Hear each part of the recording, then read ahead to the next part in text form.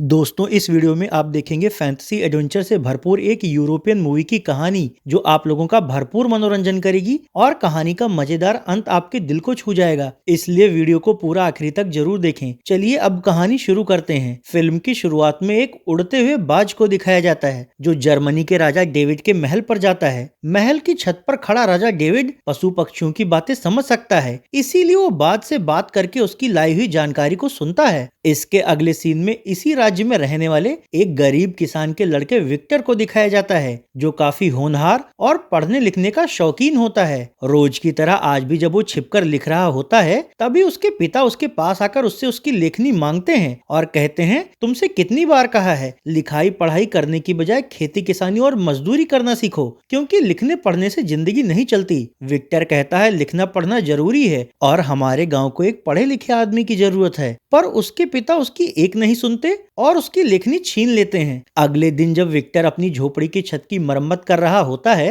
तभी राजा का संदेशवाहक गांव में आता है और गांव वालों से कहता है, राजा का संदेश है कि सभी लोग अपनी फसलें जल्दी से जल्दी काट लें क्योंकि मौसम बहुत खराब होने वाला है। ये सुनते ही विक्टर के पिता कहते हैं, फसल पूरी तरह पकने में अभी कुछ और दिन लगेंगे, ऐसे में अगर हम अभी फसल काट लेंगे तो हमें नुकसान उठाना पड़ेगा। इस पर विक्टर कहता है, राजा द्वारा भिजवाई गई सूचना हर बार ही सही होती है, इसीलिए हमें उनकी बात मान लेनी चाहिए। संदेशवाहक कहता है, इस सूचना पर यकीन न करने वाला अपने नुकसान का खुद ही जिम्मेदार होगा। ये चेतावनी देकर वो वहां से चला जाता है।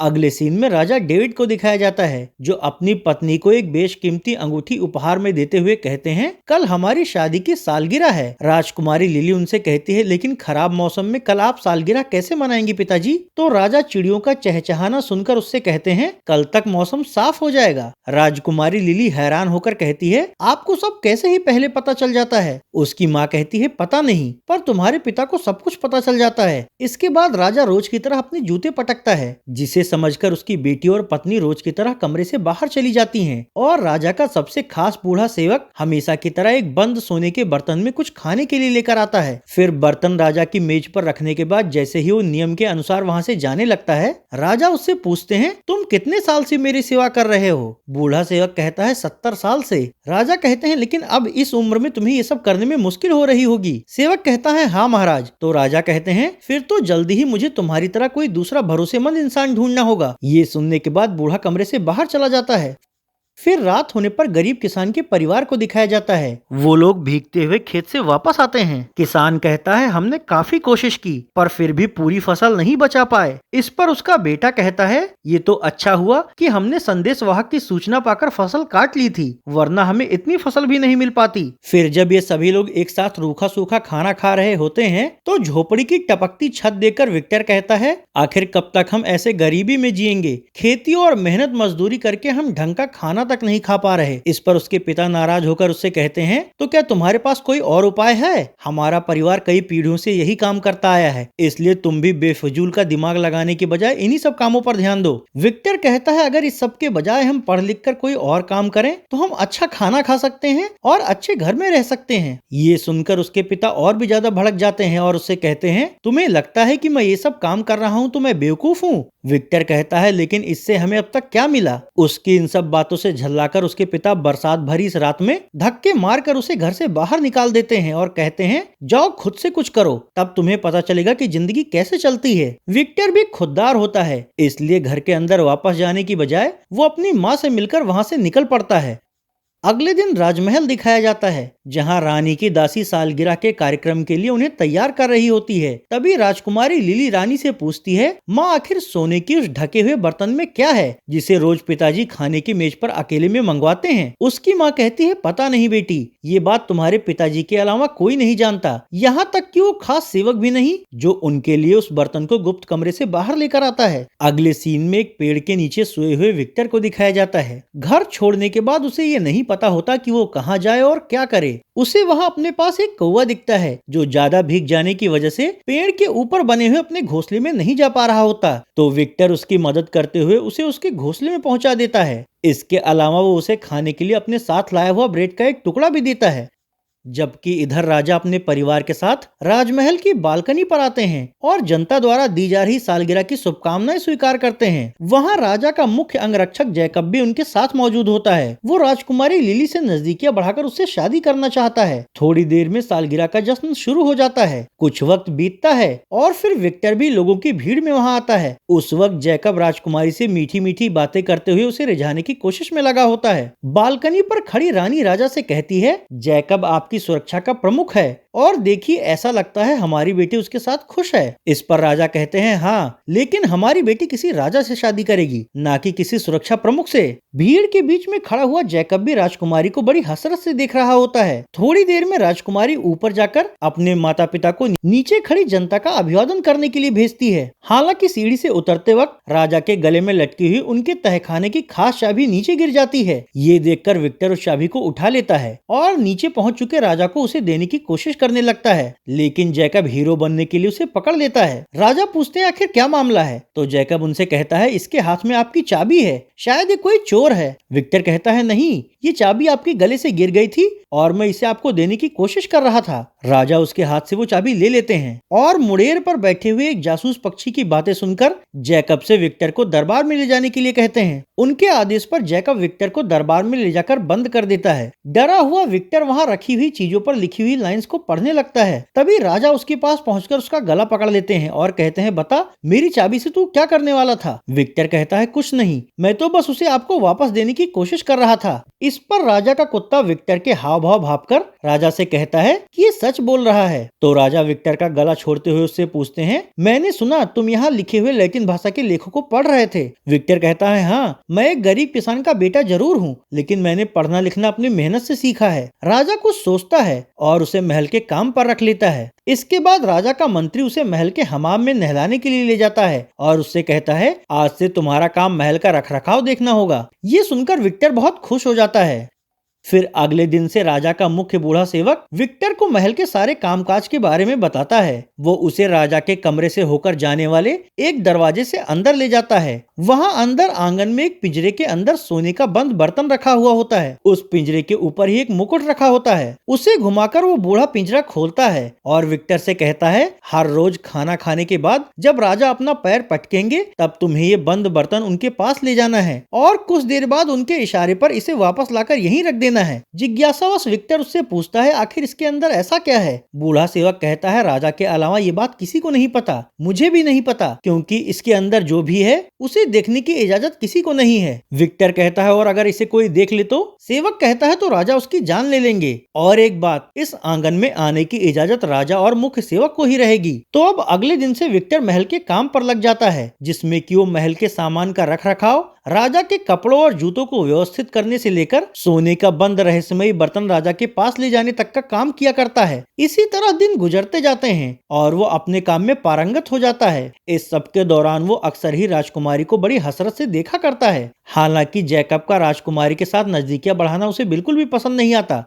विक्टर महल के ही एक कमरे में रहता है, जहाँ खिड़की से अक्सर ही एक उल्लू उस पर नजर रखा करता है। हालांकि विक्टर को ये नहीं पता होता कि वो उल्लू हमेशा वहाँ क्यों मौजूद होता है। फिर एक दिन जब विक्टर राजा के कमरे में नाश्ता ले जा रहा होता है तो उसे अस्तबल से रोती हुई राजकुमारी की आवाज सुनाई पड़ती है। वो सुनकर विक्टर अस्तबल के अंदर जाता है, जहाँ राजकुमारी का पसंदीदा घोड़ा पेट की बीमारी से मर रहा होता है और जैकब राजकुमारी को तसल्ली देते हुए कहता है, कोई बात नहीं, हम नया घोड़ा ले आएंगे। हालांकि राजकुमारी को अपने इस घोड़े से बहुत लगाव होता है। विक्टर को वहाँ देखकर वो उससे पूछती है, क्या तुम्हें इसे ठीक करने के बारे में कुछ पता है, क्योंकि तमाम कोशिशों के बाद भी ठीक नहीं हो रहा है? विक्टर कहता है, मेरी बकरी को पेट की बीमारी होने पर हम उसे मुलेठी खिलाते थे, शायद उसे खाकर ये भी ठीक हो जाए। इस पर राजकुमारी का खास बनने की कोशिश कर रहा जैकब उसका कॉलर पकड़कर कहता है, गाँव के गंवार नौकर, जाकर अपना काम करो। तो बेचारा विक्टर राजा के कमरे में नाश्ता देने चला जाता है। उस वक्त राजा अपने कमरे में नहीं होते और उनके कमरे से छत के ऊपर जाने वाला दरवाजा खुला होता है। वहाँ छत के ऊपरी हिस्से में जाने के लिए लगा हुआ लकड़ी के पटरा उठाकर जब वो ऊपर देखता है तो उसे छत पर राजा कई सारे पक्षियों और चूहों से बातें करते हुए दिखता है। विक्टर को सारी बातें समझ में नहीं आ रही होती। हालांकि तभी एक पक्षी राजा को कुछ इशारा करता है। इससे विक्टर डर जाता है और सीढ़ी से उतरकर दीवार के एक छेद में छिप जाता है, जबकि इसके तुरंत बाद राजा भी सीढ़ी से उतरकर अपने कमरे में चला आता है। वहाँ वो जैकब को बुलाकर उससे कहता है, मुझे अभी अभी जानकारी मिली है कि हमारे एक अधिकारी को कहीं चांदी का भंडार मिला है। वो हमसे ये बात छिपा रहा है, इसलिए उसे और उसके बेटे को यहाँ पकड़ लाओ। विक्टर दरवाजे के पीछे से ये सब भी सुन रहा होता है। इसके बाद राजा के कमरे से निकलने के बाद विक्टर भी वहां से निकलकर अपने कमरे में चला आता है, जहां खिड़की पर बैठा उल्लू अब भी उस पर नजर रखे हुए होता है। अगले दिन राजकुमारी उसके कमरे में आकर उससे कहती है, तुम्हारी बताई गई दवा से मेरा घोड़ा बिल्कुल ठीक हो गया है, इसके लिए मैं तुम्हारी शुक्रगुजार हूँ। वैसे क्या तुम्हें पता है कि सोने का जो बर्तन तुम मेरे पिता के लिए ले जाते हो उसके अंदर क्या छिपा है? विक्टर कहता है, मुझे नहीं पता, उसे देखने की मनाही है। राजकुमारी उसकी इन अच्छाइयों की वजह से उसे पसंद करने लगती है। इसके अगले दिन जैकब राजा द्वारा बताए गए अधिकारी और उसके बेटे को जबरदस्ती पकड़कर राजा के सामने लाता है, पर अधिकारी का बेटा सैनिकों को ढकेलकर वहां से भागने लगता है, तो सैनिक उसे पकड़ने के लिए उसके पीछे लग जाते हैं। विक्टर ये सब देख रहा होता है। फिर जैकब अधिकारी को राजा के दरबार में ले जाता है, जहां राजा उस अधिकारी से कहते हैं, तुमने चांदी का भंडार होने की बात क्यों छिपाई? अधिकारी कहता है, महाराज वो मेरी अपनी जमीन में था और मैं उसका इस्तेमाल लोगों के भले के लिए करना चाहता था। किले के परिसर में सिपाहियों से बचकर छिप रहा अधिकारी का लड़का विक्टर से मदद मांगता है, तो विक्टर उससे कहता है, मैं अपने राजा के खिलाफ जाकर तुम्हारी मदद क्यों करूं? इस पर वो लड़का उससे कहता है, तुम अपने राजा की असलियत नहीं जानते, वो शैतान से भी बुरा है। हालांकि अब इससे पहले कि वो विक्टर को पूरी बात बता पाता, सैनिक उसे भी पकड़कर राजा के सामने ले जाते हैं, जहां वो राजा से कहता है, आखिर आपको कैसे पता चला कि हमारी जमीन में चांदी का भंडार है? और अगर आपको ये सब पता भी था तो आपने हमारे खोजने से पहले हमें ये बात क्यों नहीं बताई? मैं आपका सच जानता हूँ। ये सुनते ही राजा अपना भेद खुल जाने की डर से घबरा जाता है और जैकब से कहकर दोनों बाप बेटों को जेल में डलवा देता है। इन सब घटनाओं से विक्टर को राजा पर शक होने लगता है कि कुछ तो ऐसा जरूर है जो राजा छिपा रहे हैं। इसी सब सोच में डूबा हुआ जब वो राजकुमारी के पास नाश्ता लेकर जाता है, तो वो उसे पसंद करने की वजह से अपने पास बिठा लेती है। उस समय राजकुमारी के हाथ में कई सारे जानवरों के चित्र बनी हुई एक किताब होती है। विक्टर पूछता है, ये सब किसने बनाया? राजकुमारी कहती है, मेरे चाचा ने, पर कई सालों पहले वो रहस्यमयी तरीके से कहीं गायब हो गए और उनके बारे में आज तक कुछ पता नहीं चल पाया है। दूसरी ओर किले के परिसर में राजा जैकब के साथ तलवारबाजी का अभ्यास कर रहा होता है। इसी दौरान जैकब राजा से कहता है, महाराज, जैसा कि आप जानते हैं कि मैं जी जान से आपके लिए समर्पित रहता हूँ और मैं राजकुमारी से प्यार भी करता हूँ, इसीलिए उससे मेरी शादी कर दीजिए। ये सुनते ही राजा बहुत नाराज होता है और उससे कहता है, मैंने ये रियासत इसलिए नहीं बनाई कि कोई भी ऐरा गैरा मेरी एक लौती बेटी से शादी करके यहाँ का राजा बन जाए। तुम सुरक्षा प्रमुख हो, वही रहो। यहाँ से जलील होकर जैकब राजकुमारी के पास जाता है, पर उस वक्त वहाँ विक्टर को उसके साथ बैठे देखकर वो राजकुमारी से कहता है, अब क्या आप नौकरों के साथ समय व्यतीत करने लगी हैं? राजकुमारी कहती है, हाँ, क्योंकि मुझे इसका साथ तुम्हारे साथ से ज्यादा अच्छा लगता है। इस बात से जैकब बुरी तरह चिढ़ जाता है और मन ही मन विक्टर को रास्ते से हटाने की योजना बनाने लगता है। रात होने पर राजा एक मशाल लेकर तहखाने की ओर जाता है और अपने गले में पहनी हुई खास चाबी से उसे खोलता है। विक्टर को राजा का सच जानना होता है, इसलिए छुप छुप कर वो भी उनके पीछे जाता है। तहखाने के अंदर जाकर राजा एक कारागार के सामने रुक जाते हैं और अंदर कैद आदमी के सामने एक बोटी फेंक कर कहते हैं, भाई, आज की तुम्हारे खाने में तुम्हें बस यही मिलेगा। ये सब कहकर वो वहाँ से बाहर आ जाते हैं। छिपकर ये सब देख रहा विक्टर भी अपने कमरे में वापस आकर ये सोचने लगता है कि आखिर राजा क्या छिपा रहे हैं, वो पक्षियों से कैसे बात कर लेते हैं और उन्होंने अपने भाई को सबसे छिपाकर कैद खाने में क्यों रखा है। फिर इसके अगले दिन जब वो रोज की तरह राजा के लिए उनका रहस्यमयी सोने का बर्तन लेकर जाता है, तो राजा उससे पूछते हैं, तुम कल रात कहाँ थे? राजा के इस सवाल से विक्टर डर जाता है और कहता है, कहीं नहीं महाराज। हालांकि राजा इस पर उसे कुछ नहीं कहते, पर उन्हें विक्टर पर शक हो चुका होता है। अगले दिन राजा और रानी शिकार खेलने जाने वाले होते हैं। इस दौरान रानी का दुपट्टा ऊपर उनके कमरे में ही छूट जाता है, तो रानी विक्टर को अपने कमरे में भेजकर उससे वो मंगवाती है। ये सब देखकर जैकब विक्टर को फंसाने के लिए एक चाल चलता है, जिसमें कि वो चुपके से रानी के कमरे में जाकर उनकी बेशकीमती अंगूठी उठा लेता है और उसे बालकनी से नीचे पुआल की ढेर पर गिरा देता है। वहीं राजा और रानी जब वहां से निकलने के लिए घोड़े पर सवार हो रहे होते हैं, तो राजा रानी से पूछते हैं, तुम्हारे हाथ की बेशकीमती अंगूठी कहाँ गई? ये सुनते ही रानी अपनी अंगूठी मंगवाने के लिए विक्टर को अपने कमरे में भेजती है, लेकिन अंगूठी के कमरे में ना होने पर जैकब और रानी विक्टर से कहते हैं, आखिरी बार तुम ही कमरे के अंदर गए थे, तो फिर आखिर अंगूठी कहाँ गायब हो गई? विक्टर कहता है, मुझे अंगूठी के बारे में कुछ भी नहीं पता। हालांकि जैकब कहता है महाराज अंगूठी इसी ने चुराई होगी। इस पर राजा विक्टर का कॉलर पकड़कर कहते हैं तुम्हें क्या लगता है कि मुझे ये नहीं पता है कि तुम कुछ दिनों से मेरी जासूसी कर रहे हो? इसका मतलब ये भी हो सकता है कि शायद अंगूठी तुमने ही चुराई हो। तुम्हें अभी के अभी फांसी दी जाएगी। ये सुनकर राजकुमारी अपने पिता से कहती है आप बिना उसका पक्ष जाने ही उसे सजा कैसे दे सकते हैं? कम से कम उसे अपनी बात साबित करने का मौका तो दीजिए, नहीं तो लोग क्या कहेंगे। राजा कहते हैं ठीक है, हमारे शिकार से लौटने तक अगर ये अंगूठी ढूंढ पाया तो इसे सजा नहीं मिलेगी। ये कहकर राजा और रानी राजकुमारी के साथ शिकार के लिए जंगल चले जाते हैं, जबकि विक्टर सैनिकों की निगरानी में रानी की अंगूठी तलाशने लगता है। पर जब उसे वो अंगूठी रानी के कमरे में नहीं मिलती तो वो इस मुसीबत का हल निकालने के लिए सैनिकों से संडास जाने का बहाना करता है। इसी बहाने से वो खिड़की से निकलकर उस गुप्त आंगन में जाता है जहाँ राजा का रहस्यमयी बर्तन रखा हुआ होता है। आज वो उस बर्तन को खोल देता है जिसके अंदर उसे एक सफेद सांप की बॉडी दिखती है। सच जानने के लिए उसे पूरा का पूरा खा लेता है। हालांकि ऐसा करते ही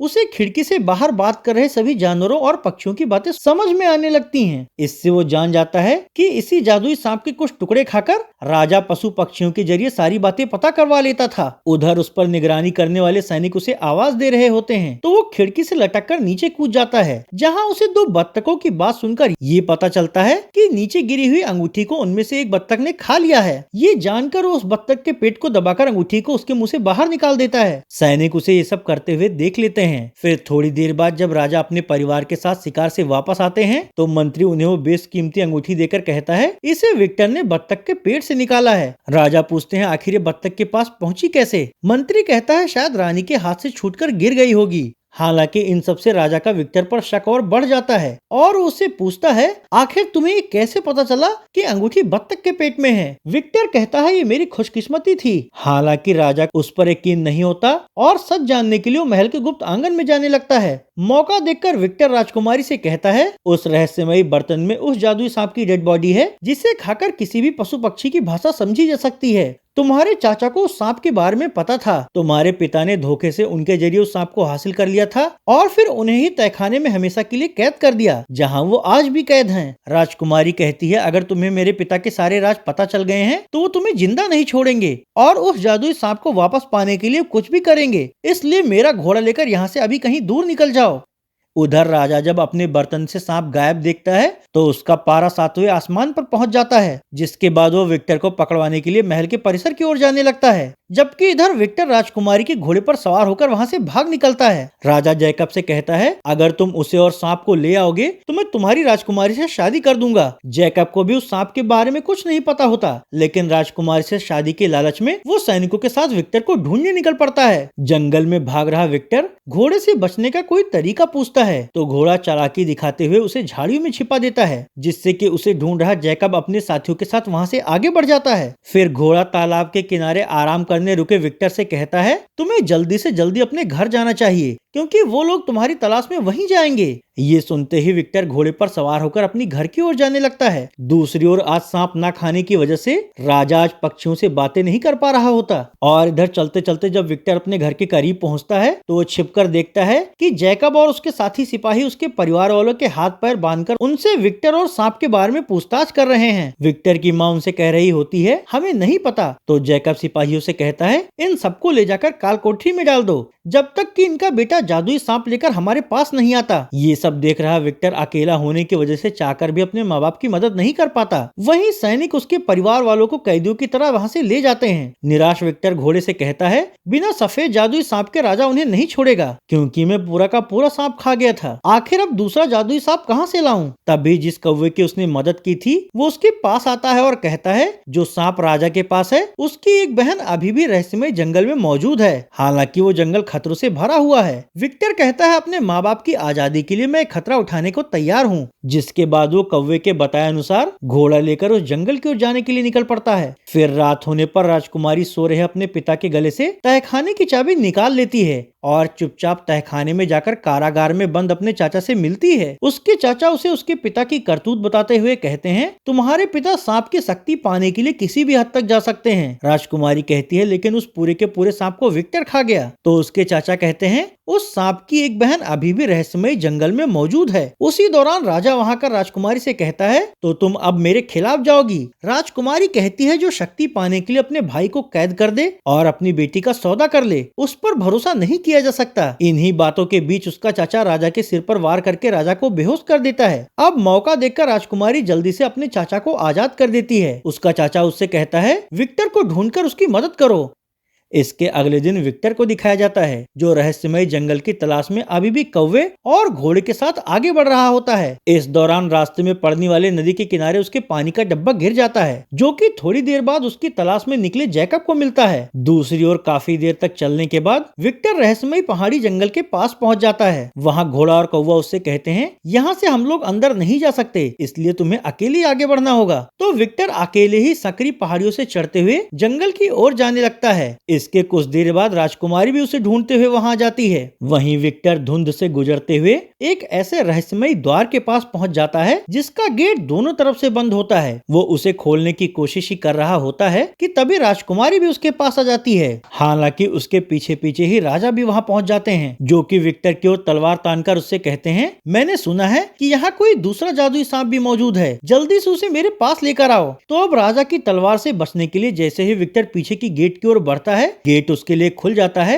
और वो गेट के अंदर चला जाता है। उस रहस्यमय जगह में पेड़ पर बैठी एक सफेद सांप उस पर हमला करने के लिए उसकी ओर छलांग लगाती है। तो विक्टर उस सांप की गर्दन पकड़ लेता है। सांप कहता है, तुमने पहले मेरी बहन को मारा और अब मुझे मारकर मेरी शक्ति लेना चाहते हो। विक्टर कहता है, मैंने तुम्हारी बहन को नहीं मारा, जिसने उसे मारा था उसी ने मुझे तुम्हें मारने के लिए भेजा है। हम दोनों का दुश्मन एक ही है। ये सुनते ही वो सांप एक तलवार में बदल जाता है और विक्टर से कहती है, मेरा इस्तेमाल करो। तो विक्टर गेट से बाहर आ जाता है, जहां उसके पास सांप को ना देखकर गुस्से में राजा उस पर तलवार से हमला करने लगता है। तो विक्टर भी अपने बचाव में उनसे तलवार लड़ाने लगता है। कुछ देर तक दोनों इस तरह तलवार लड़ाते रहते हैं। तभी जैकब वहां पहुंचकर राजकुमारी के गर्दन पर चाकू लगा देता है। मतलबी राजा को अपनी बेटी से कोई मतलब नहीं होता, इसलिए इस मौके का फायदा उठाकर वो विक्टर को मजबूर करते हुए उससे उसकी तलवार छीन लेता है। हालांकि अब इससे पहले कि वो विक्टर को उससे मार पाता, सांप तलवार से वापस अपने रूप में आकर उस दुष्ट राजा को काट लेता है। इसके बाद वो रहस्यमय सांप जैकब को भी मार डालता है। इन सबके खात्मे के बाद यहाँ से राजकुमारी वापस जाकर जनता के सामने विक्टर से शादी कर लेती है। अब विक्टर उस राज्य का नया राजा बन जाता है और इस तरह फैंटेसी फिल्म ही खत्म हो जाती है।